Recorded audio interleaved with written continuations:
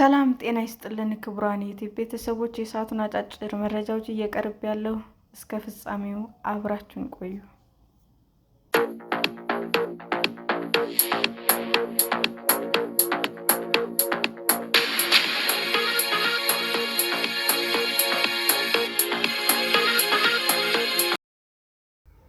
የብልጽግና የቀይ ባህር ፍላጎት በኢትዮጵያ ሕዝብ ላይ የታወጀ ጦርነት ነው። ፕሬዝዳንት ኢሳያስ አፈወርቂ የኤርትራው ፕሬዝዳንት ኢሳያስ አፈወርቂ ከሀገራቸው ብሔራዊ ቴሌቪዥን ጣቢያ ጋር ባደረጉት ቆይታ የብልጽግና የቀይ ባህር ፍላጎት በኢትዮጵያ ሕዝብ ላይ የታወጀ ጦርነት ነው አሉ።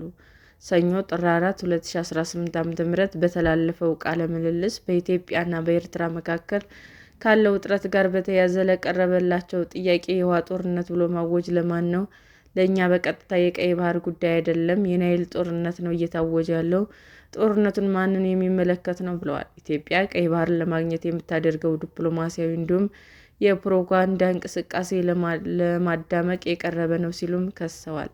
ፕሬዝዳንቱ ለጉዳዩ እውቅና መስጠትም አይገባም ሲሉም አጣጥለዋል። ብልጽግና መጀመሪያ ላይ ጦርነት የከፈተው በኢትዮጵያ ሕዝቦች ላይ ነው። ከፕሪቶሪያ ስምምነት በኋላ በአማራ ክልል ፋኖን ለማጥፋት ጦርነት ታውጇል። በትግራይ፣ በአፋር፣ በኦሮሚያና በሶማሌ ጦርነት ታውጇል ብለዋል። አክለውም ይህ ጨዋታ የብልጽግና አጀንዳ አይደለም፣ አጀንዳው ሌሎች ነው፣ ገንዘብ እየሰጡ እየደገፉት ያሉ ሌሎች ናቸው ሲሉም ተናግረዋል። ፕሬዝዳንቱ በሰጡት ቃለ ምልልስም እንዲህ ወዳለው ቀውስ የሚገፋፋ ሰነፍ፣ የከሰረ ፈሪና ስግብግብ ነው በማለትም ገልጸዋል። ኢሳያስ ለጦርነቱ ዝግጅት ወደ ኢትዮጵያ ሰው አልባ አውሮፕላን፣ ድሮን እና ሌሎችም የጦር መሳሪያዎችን እየገቡ እንደሆነም ጠቅሰዋል። ማን ነው ድሮኖችን እያመጣ ያለው? ከውጭ እነዚህን ሁሉ መሳሪያዎች እየገዛ ያለው ማን ነው? ይህን ሁሉ ሴራ በገንዘብ እየደገፈ ያለው ማን ነው? ገንዘቡ ከየት ነው እየመጣ ያለው? ሲሉም ፕሬዝዳንቱ ተናግረዋል። ቃለ ምልልሱን ላደረጉላቸው ጋዜጠኞችም ጊዜያችሁን አታባክኑ፣ እንዲህ ያለ ነገር በሚዲያዎች መጠቀስም የለበትም ብለዋል።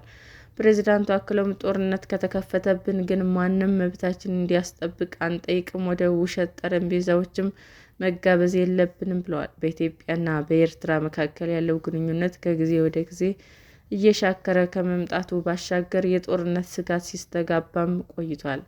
በተለይ ከፕሪቶሪያ ስምምነት ወዲህ የጠለሸው የሁለቱ ሀገራት ግንኙነት ከኢትዮጵያ የባህር ጥያቄ ጋር በተያያዘ ውጥረት ሰፍኖበታል። የኤርትራው ፕሬዝዳንት ኢሳያስ ከብሔራዊ ቴሌቪዥን ጣቢያ ጋር በሚያደርጉት ቃለ ምልልስ እንዲሁም የማስታወቂያ ሚኒስትራቸው የማነ ገብረ መስቀል በማህበራዊ ሚዲያ ቢያወጧቸው ጽሑፎች ገዢው ፓርቲ ብልጽግና ሲሸነቁጡ የመጀመሪያቸው አይደለም። ፕሬዝዳንት ኢሳያስ ከጠቅላይ ሚኒስትር አብይ አህመድ ጋር ሆድና ጀርባ መሆናቸውን ተከትሎ ፕሬዝዳንት ኢሳያስ በዋነኛነት ከግብጽ እና ከሳውዲ አረቢያ ጋር ያላቸውን ትስስርም አጠናክረዋል። ከግብጽ እና ከሳውዲ አረቢያ ጋር ኤርትራ ስላላት ግንኙነት በሰጡት ማብራሪያ በኤርትራ እና ሳውዲ አረቢያ መካከል የተፈረመው የሁለትዮሽ ስምምነት በጋራ መግባባት ላይ የተመሰረተ ነው ብለዋል። በአፍሪካ ቀንድ የሚነሱ ችግሮች ዋነኛ መነሻው የውጭ ጣልቃ ገብነት መሆኑን ጠቅሰው ግብጽ እና ሳውዲ አረቢያ ያላቸው ሚና የጎላ መሆን አለበት ሲሉም አክለዋል። የባህር ዳርቻና የአየር ክልል ኃያላን እንዲጠብቁት ማድረግ አይሰራም፣ ቀጠናዊ ደህንነት የሚያስጠብቀው ትብብር ነው ብለዋል።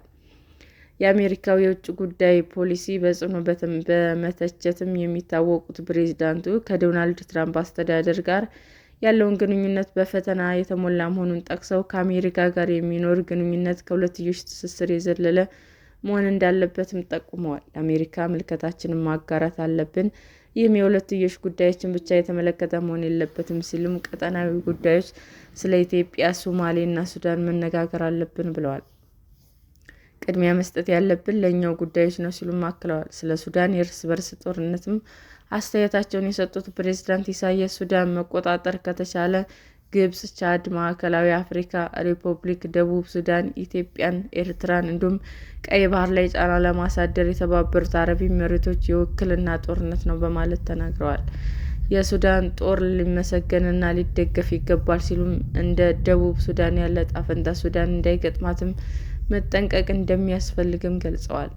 ግብጽ የሱዳን የእርስ በርስ ጦርነት ለማስቆም የጀመረችው የጎረቤት ሀገር ውይይት ጥሩ ጅማሮ ቢሆንም ድንገት መቋረጡንም ጠቅሰዋል። የሱዳን ጦር ሊደግፍ ይገባል። ተገዳዳሪዎች ላደረሱት ሞትና ቀውስ ተጠያቂ መሆን አለባቸው። የሱዳን ሰላምና መረጋጋት እንዲሁም እድገት ማረጋገጥ የሁላችን ፍላጎት ነው። ለሱዳናውያን ብለን ብቻ ሳይሆን ለሕሊናችን ስንል የምናደርገው ነው በማለትም አክለዋል። ከኢትዮጵያ ጋር መከሰሳቸውን የቀጠሉት ፕሬዝዳንት ኢሳያስ በዙሪያቸው ካሉ ሀገራት ጋር ያላቸውን ግንኙነት አጠናክረዋል። በሁለቱ ወራት ውስጥም ወደ ግብጽ፣ ሱዳን እና ሳውዲ አረቢያ መጓዛቸውም አይዘነጋም። በተለይ ጠቅላይ ሚኒስትር አብይ የኢትዮጵያን የባህር በር ማግኘት ጥያቄን አጥብቀው ማንሳታቸው በኤርትራ በኩል ስጋት ከመፍጠሩ ባሻገር በሁለቱ ሀገራት መካከል ደግሞ ጦርነት ሊቀሰቀስ ይችላል የሚል ስጋት ፈጥሯል። በአካባቢዎች ያላቸው ተጽዕኖ ለማጠናከር ከተለያዩ ሀገራትና ወገኖች ጋር ትብብራቸውን እያጠናከሩ ያሉት ሳውዲ አረቢያ እና የተባበሩት አረብ ኤሚሬቶች ፍክክር ለፕሬዝዳንት ኢሳያስ ጉብኝት ምክንያት ሊሆን እንደሚችልም ተንታኞቹ ጠቁመዋል። ፕሬዝዳንት ኢሳያስ ከሱዳን ጦር ኃይሎች አዛዥ ጄኔራል አብዱል ፈታህ አል-ቡርሃን በተደረገ ግብዣ ወደ ሱዳን አቅንተዋል። በጄኔራል ሐምዳን ዳጋሎ ከሚመራው ፈጥኖ ደራሽ ኃይል ጋር እየተፋለሙ ያሉት ጄኔራል አል-ቡርሃን በታላቁ ህዳሴ ግድብ ምክንያት ከግብጽ ጋር ወግነው ኢትዮጵያን ይቃወማሉ። እየተካሄደ ባለው የእርስ በርስ ጦርነት ውስጥም ፈጥኖ ደራሽ ኃይሉን ትደግፋለች ከምትባለው የተባበሩት አረብ ኤሚሬቶች ጋር ኢትዮጵያ ባላት ወዳጅነት ምክንያት ደስተኛ አይደሉም። ኤርትራ ከኢትዮጵያ ጋር ያላት ግንኙነት ከተበላሸ በኋላ ፕሬዝዳንት ኢሳያስ በታላቁ ህዳሴ ግድብ ምክንያት ከኢትዮጵያ ጋር ከምትወዛገበው ግብጽ ጋር ወዳጅነታቸውን አጠናክረዋል። በተደጋጋሚ ወደ ግብጽ ከማቅናታቸው በተጨማሪ ፕሬዝዳንት አብደል ፈታህ አል-ሲሲም ወደ አስመራ መሄድ ሶማሌ የጨመረ የኢትዮጵያ ተቀናቃኝ ትብብርን መመስረታቸውን ይታወሳል። ሰላም ጤና ይስጥልኝ ውድ የዩቲዩብ ቤተሰቦቼ እንዴት ናችሁ? አዲስ ጀማሪ ነኝና ሰብስክራይብ ያደረጋችሁ አበረታቱኝ። አመሰግናለሁ። ክቡራን የዩቲዩብ አድማጮቻችን ለሰዓቱ ያቀረብኩላችሁ አጫጭር መረጃዎች ይህንን ይመስል ነበር። በሌላ መረጃ እስክንገናኝ ሼር፣ ላይክ፣ ሰብስክራይብ እንዲሁም ቢቀርብልን የምትሉት መረጃ ካለ ኮሜንት እያደረጋችሁ ቸር ቆዩን።